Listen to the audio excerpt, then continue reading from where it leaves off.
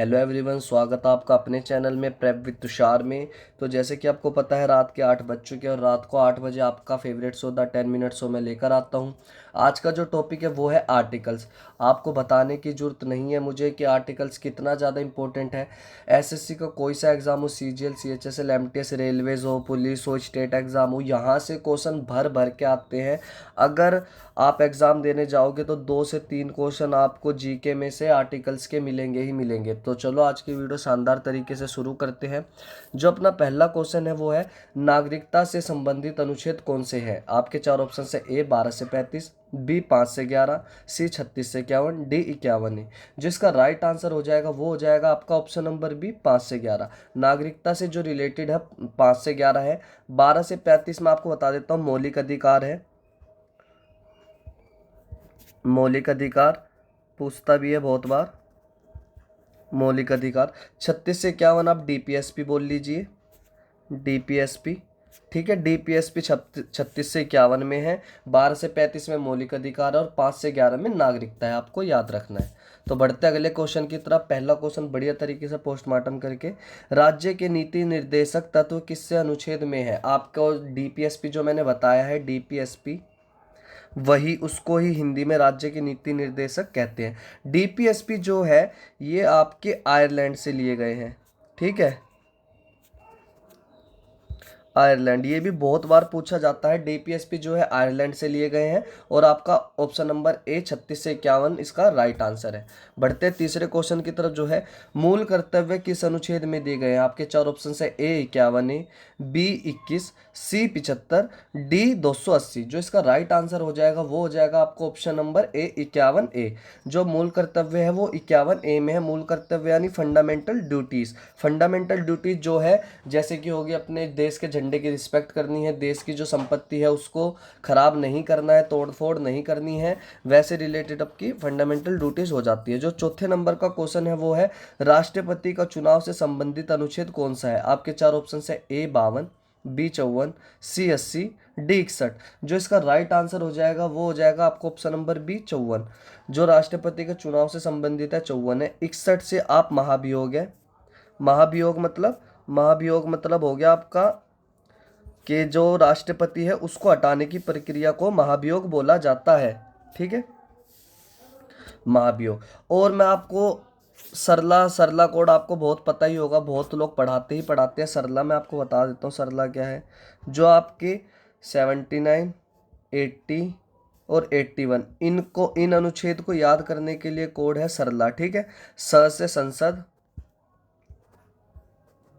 संसद, र से राज्यसभा,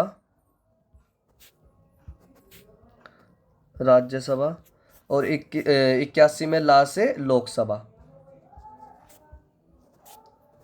लोकसभा। ये कोड आप याद रखना, सब लोग यही पढ़ाते हैं सरला। संसद, राज्यसभा, लोकसभा आपको याद रखना है बहुत अच्छे तरीके से। जो अपने 5वें नंबर का क्वेश्चन है वो है, प्रधानमंत्री से संबंधित अनुच्छेद कौन सा है? आपके 4 ऑप्शन है। ए 74, बी 75, सी 76, डी 78। जो इसका राइट आंसर हो जाएगा वो हो जाएगा आपको ऑप्शन नंबर ए 74। प्रधानमंत्री से जो रिलेटेड है वो 74 है। ठीक है, याद रखना आप लोग। जो अपना छठे नंबर का क्वेश्चन है वो है, संसद का उल्लेख किस अनुच्छेद में है? जैसे कि मैंने आपको अभी अभी कोड पढ़ाया था, सरला संसद आपका 79 में है, आपको याद रखना है। जो अपना अगले नंबर का क्वेश्चन है, 15-17 क्वेश्चन है, थोड़ा सा रैपिड फायर करेंगे। राज्यसभा की गठन से संबंधित अनुच्छेद कौन सा है? सरला में स से संसद, रा से राज्यसभा। तो आपका 80 नंबर, इसका 80 आर्टिकल हो जाएगा आपका ऑप्शन नंबर ए, इसका राइट आंसर है। जो अपना अगला क्वेश्चन है वो ला सरला। मैंने पूरा एक लाइन से क्वेश्चन इसलिए बनाए थे ताकि आपको रिवीजन भी हो जाए, याद भी हो जाए। तीनों क्वेश्चन मैंने करवा भी दिए और तीनों क्वेश्चन मैंने समझा भी दिए। जो अपने 9वें नंबर का क्वेश्चन है वो है, सुप्रीम कोर्ट की स्थापना किस अनुच्छेद से है? इंपॉर्टेंट है, बहुत ज़्यादा, बहुत ज़्यादा इंपॉर्टेंट है और बार बार पूछा जाता है। आपके 4 ऑप्शन है। ए 124, बी 131, सी 136, डी 141। जो इसका राइट आंसर हो जाएगा वो हो जाएगा आपका ऑप्शन नंबर ए 124। सॉरी। जो अपने 10वें नंबर का क्वेश्चन है, महाभियोग, में आपको पहले ही पढ़ा चुका हूँ। महाभियोग से संबंधित अनुच्छेद जो है 61 है। महाभियोग की जो प्रक्रिया है वो यूएस से ली गई है, ये भी आप याद रखना। यूएस मतलब यूनाइटेड स्टेट ऑफ अमेरिका। और बाकी 80 का मैंने आपको बता ही दिया, बाकी आगे क्वेश्चन मैंने डाले हुए हैं। जो अपने 11वें नंबर का क्वेश्चन है वो है राष्ट्रीय भाषा राजभाषा से संबंधित अनुच्छेद। ओ, इसका तो एक ऑप्शन ही गलत है, बट इसका जो राइट आंसर है 343, इसका एक ऑप्शन नहीं है, बट इसका जो राइट आंसर है वो 343 है। आप याद रखना, ये जो है अपने राज्य भाषा से रिलेटेड है, तो आप याद रख सकते हैं। पूछते हैं, कभी कभी पूछता है, ज़्यादा इंपॉर्टेंट क्वेश्चन नहीं है बट पूछ लेता है। जो 12वें नंबर का क्वेश्चन है, पंचायतों से संबंधित अनुच्छेद कौन सा है। बहुत इंपॉर्टेंट क्वेश्चन है, बहुत ज़्यादा इंपॉर्टेंट है। आपके चार ऑप्शन है, ए 40, बी 51, सी 124, डी 280। जो इसका राइट आंसर हो जाएगा वो हो जाएगा ए 40। पंचायतों से रिलेटेड 40 है। मैं आपको आर्टिकल 44 बता देता हूँ। 44 जो है यूनिफॉर्म सिविल कोड आप कह सकते हैं, यूनिफॉर्म सिविल कोड, यूसीसी लिख देता हूँ मैं, यूनिफॉर्म सिविल कोड 44 में है। बहुत बार पूछा जाता है यूनिफॉर्म सिविल कोड कौन से आर्टिकल में, 44 में, बहुत ज़्यादा इंपॉर्टेंट है। 51 मैंने बता ही दिया, फंडामेंटल ड्यूटीज़ है अपनी, ठीक है।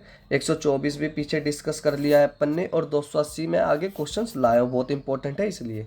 जो राज्य के बीच विवाद से संबंधित अनुच्छेद है कौन सा है, आपके चार ऑप्शन है, ए 124, बी 131, सी 136, डी 141। जो इसका राइट आंसर हो जाएगा वो हो जाएगा आपको ऑप्शन नंबर बी 131, याद रखना। जो 14वें नंबर का क्वेश्चन है वित्त आयोग, इसलिए मैं आपको समझा नहीं रहा था क्योंकि बहुत ज़्यादा इंपॉर्टेंट है।